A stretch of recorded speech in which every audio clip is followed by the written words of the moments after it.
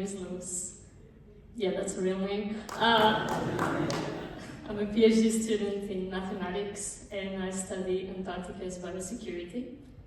Okay, I do this at QUT, Queensland University of Technology in Brisbane, and I'm still acclimatizing to the weather in Hobart, seriously. I thought I was going to a conference about Antarctica, not to Antarctica. This is how I was dressing yesterday.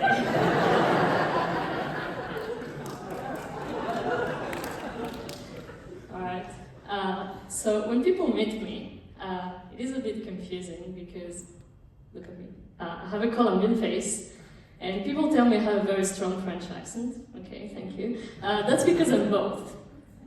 So when I tell people, oh, yeah, I'm Colombian, they think, oh, you like Shakira. So much better when they say Shakira rather than Escobar. And when I tell them I'm French, they're like, your life looks like this. You go to the fashion week. Okay, no. So clearly, my parents gave me all the tools and all the heritage I needed to be very glamorous, which I did not exploit when I decided to be a mathematician. So I know that when you hear that this talk is going to be about math, you might feel this kind of emotion. But as a mathematician, I never really figured what an emotion was, so I'm just going to carry on with my talk. So, I use math to make better decisions for Antarctica biosecurity. I'm a bit like the border force of Antarctica, just with less racism.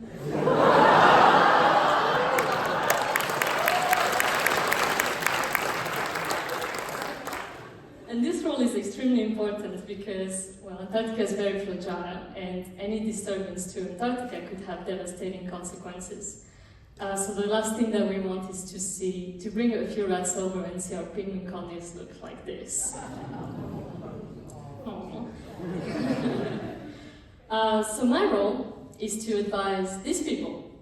These people are the Antarctic Treaty System, and I use math to tell them, well, what the best biosecurity decisions that we can do to prevent the rats to go to Antarctica. Things like, should we be cleaning these containers? For me, thinking about Antarctica's biosecurity is a little bit like getting ready for a date. Oh yeah, just in case there are other mathematicians in the room, a date is when you meet with someone else in person, and that person is actually interested in you, and not just in your homework. This has happened, okay. So, thinking about Antarctica's biosecurity is a little bit like getting ready for a date. Let's just pretend I'm getting ready for a date with my crush, Ryan Gosling. There are so many things I can do to get ready for a date with him. You can imagine. I can start by choosing my clothes very carefully. Yes, I was at the conference yesterday. I can clean my shoes so I don't bring any nasties to my date. Or I can get a nose surgery so I can fix that snoring problem I have. Okay, I've never done that, but my dad has, and that is a true story. This is really my dad. So my dad, when he started dating my mom, he was very embarrassed of his snoring, so he decided to do this very, very expensive nose surgery. Okay. And the recovery was terrible. Like, he couldn't eat, he had to drink his food like with a straw. And after all the struggle, he asked my mom, well, did the surgery work? Like, was it worth it? And she said, yeah, but now you do this.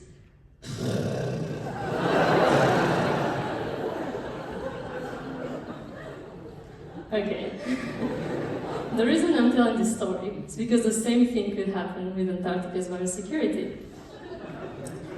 Not the snoring problem, but we could invest a lot of time and a lot of money doing biosecurity measures, but at some stage we might hit diminishing returns, and that's what happened to my dad. To be completely honest, the best biosecurity would be to not even go to Antarctica, but that's the only time that they're going to let me out of the office, so don't take this away from me. So my role is to use math to work out what are the best biosecurity decisions, depending on the success rate of different measures that we can take and how much they cost, to work out what are the best decisions to take care of Antarctica. So, when we send scientists to Antarctica from Australia, they usually depart from Hobart and they go to a research station that's called Casey. So they leave the coldest place in Australia to go to the coldest place on Earth. That's crazy. And I thought that going to Antarctica would look like this. Like, I'll be hugging my crush, Els would be chanting, I would be shaking hands with Santa. Not at all, it looks like that. Like this haunted factory covered in dirty snow. Like, that's a bummer from a date. And there are many things that we want to keep out of this place. A lot of nasty things like rats that might be hiding in the containers, or soils that are on the people's boots, or politicians who want to build military bases. Fortunately, there are many things that we can do to prevent this from happening. We can do some cleaning of containers, doing some visual inspections, not the visual inspections I wanted to do, but that's okay. Or we can use these scent detection dogs. This is a real detection dog.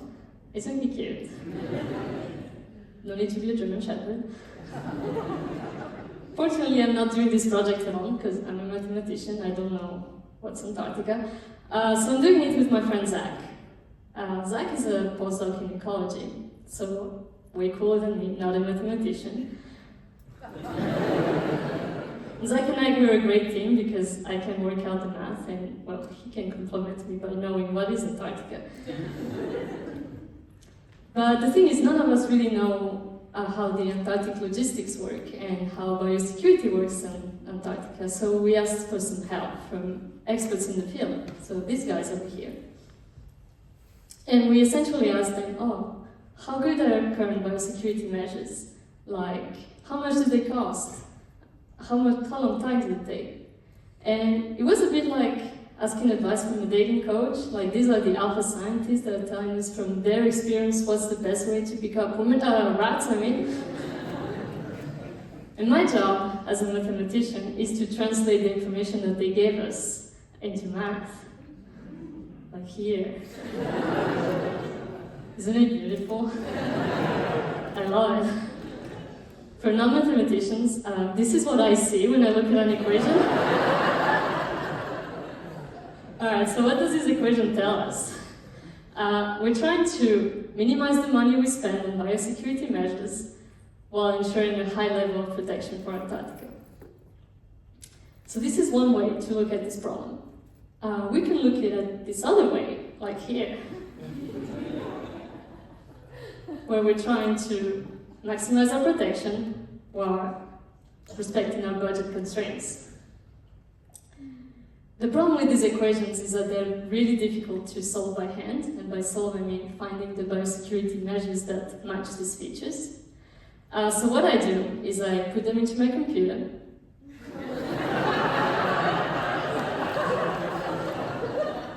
Let me just close my browser.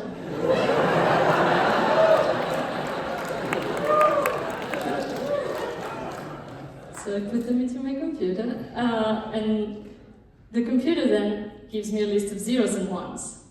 And me, the human, I can interpret what this means by saying, this is actually what biosecurity measures we should be taking. So when we had these results, we're like, wow, this is amazing, let's go for a party. Unfortunately, this is not the end of the project.